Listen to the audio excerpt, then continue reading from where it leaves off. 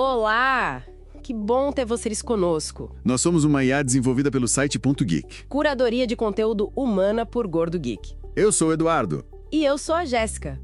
Aqui sempre fazemos uma investigação especial sobre um olhar geek de assuntos ligados à tecnologia, ciência, espaço e muito mais.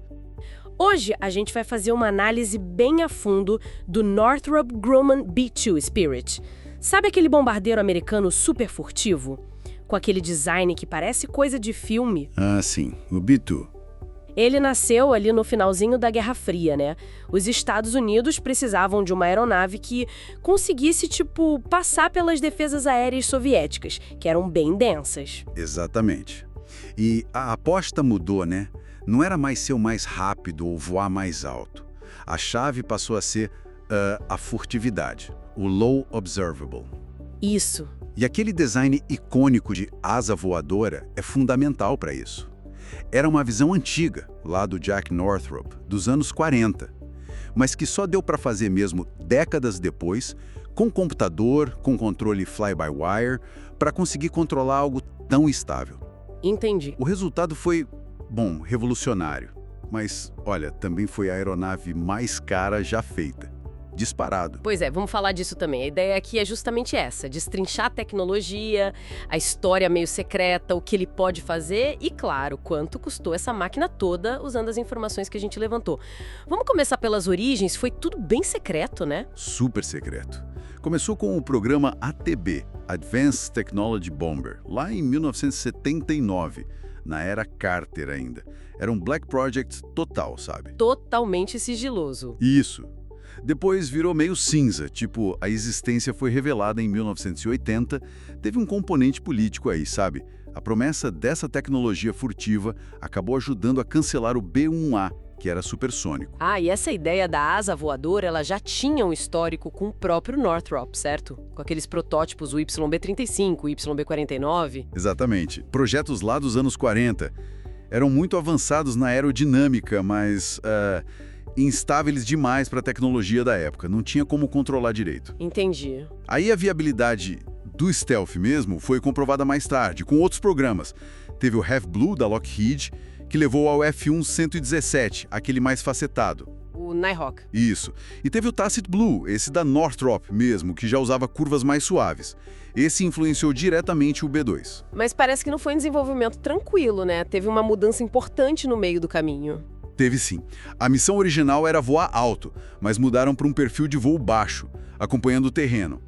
Isso exigiu um redesenho pesado. Imagino. Causou atrasos e, bom, um custo adicional de quase $1 bilhão só por causa disso. Ele só foi voar mesmo em 1989. A apresentação pública foi um pouco antes, em 88. E como funciona essa mágica do stealth? O que faz ele ser tão difícil de detectar? Bom, são várias coisas combinadas. Primeiro, a forma. A asa voadora pura elimina a fuselagem e a cauda, principalmente os estabilizadores verticais, que são ótimos refletores de radar. Ah, claro. As curvas são todas contínuas, de raio bem grande, para desviar as ondas de radar para longe em vez de refletir de volta. Depois, tem o material. Os tares RAM. Isso, materiais absorventes de radar. É um revestimento especial feito de compostos avançados, carbono, grafite e tal, que basicamente absorve a energia do radar e transforma num calorzinho mínimo, quase nada. E não é só o radar, né? Ele tem que se esconder de outras formas também. Infravermelho, por exemplo. Exato. A assinatura tem que ser baixa em todo o espectro. Para esconder o calor dos motores, são 4 General Electric F-118, bem potentes, mas sem pós-combustor. Que ficam dentro da asa. Isso, embutidos. Os dutos de exaustão fazem um caminho em S lá dentro. Isso mistura os gases quentes com ar frio antes de soltar por cima da asa, dispersando o calor. Inteligente. E para a parte visual e sonora.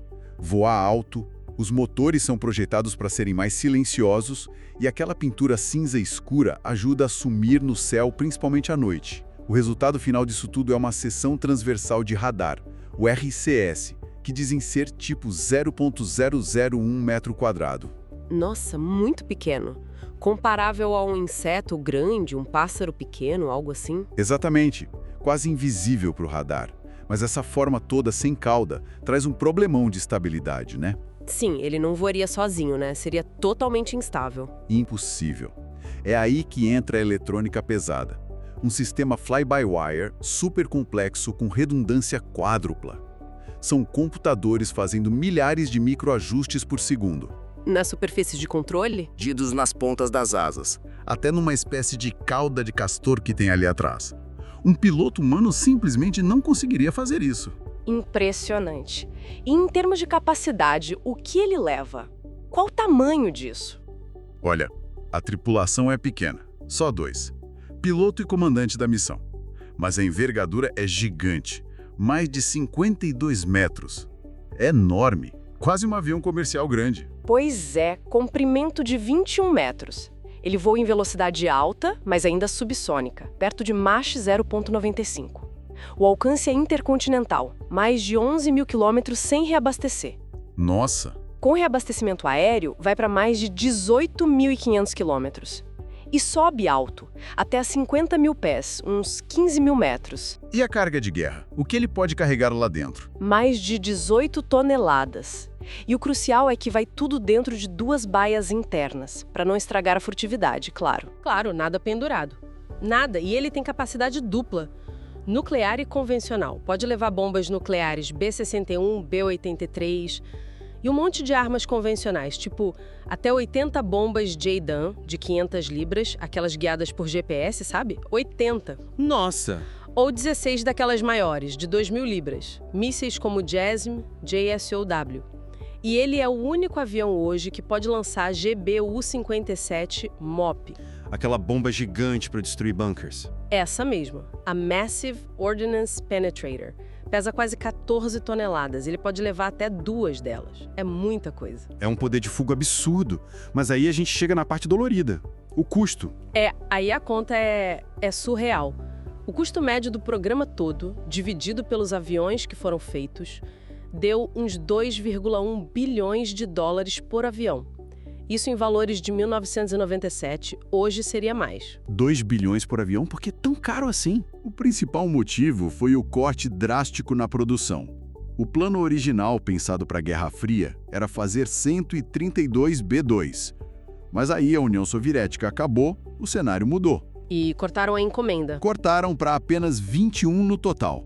Só que os custos gigantescos de pesquisa e desenvolvimento que já tinham sido gastos pensando numa frota grande tiveram que ser diluídos nesses poucos aviões. É a famosa espiral da morte de custos. Entendi. E operar ele também não deve ser barato. Nada barato. Cerca de 135 mil dólares por hora de voo. A manutenção é um capítulo à parte, extremamente intensiva. Imagino com toda essa tecnologia embarcada ao revestimento. Exato. Dizem que são quase 120 horas de manutenção no chão para cada hora que ele passa voando. O revestimento RAM exige um cuidado absurdo, precisa de hangares climatizados especiais para não degradar. Nossa, e quantos estão voando hoje? Eram 21, né? Eram 21. Um foi perdido num acidente feio em Guam, em 2008, e outro foi danificado num pouso de emergência em 2022. E parece que não vai ser reparado. Então a frota operacional hoje é de 19 aeronaves. Uma frota bem pequena para um avião tão estratégico. Mas ele já foi usado em combate, né? Já e bastante. A estreia foi em Kosovo, em 1999. Voavam direto da base em Missouri, nos Estados Unidos, missões de mais de 30 horas, ida e volta. 30 horas? E foram responsáveis por 1/3 dos alvos sérvios destruídos, logo no começo. Foi lá também o primeiro uso em combate das bombas JDAM. Que ele levou tantas. Depois, Afeganistão, na Operação Enduring Freedom. Fizeram missões recordes, mais de 44 horas. Teve uma de 70 horas seguidas com troca de tripulação em voo sobre Diego Garcia. Inacreditável. Usado também no Iraque em 2003, na Líbia em 2011 e de novo em 2017 contra o ISIS. Existem relatos de missões mais recentes sobre o Iêmen. Ele é a ferramenta para aquelas missões mais perigosas da primeira noite do conflito, sabe? Contra as defesas mais sofisticadas. Entendi.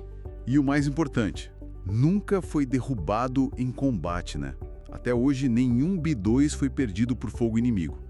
Isso diz muito sobre a eficácia da furtividade dele. Então, resumindo, o B-2 é um feito tecnológico absurdo. Combina essa furtividade incrível, alcance global, um poder de fogo massivo, Mas, ao mesmo tempo, é um símbolo desses custos militares extremos e da complexidade de desenvolver essas armas tão avançadas. Exatamente. Apesar do custo, do tamanho reduzido da frota e da manutenção caríssima, ele provou o valor estratégico dele várias vezes. É insubstituível para certas missões de altíssimo risco. Cumpre um papel que nenhum outro consegue hoje. Fica aquela reflexão, né? Uma arma tão cara, tão avançada, pensada para um adversário que, bom, desapareceu logo que ele chegou.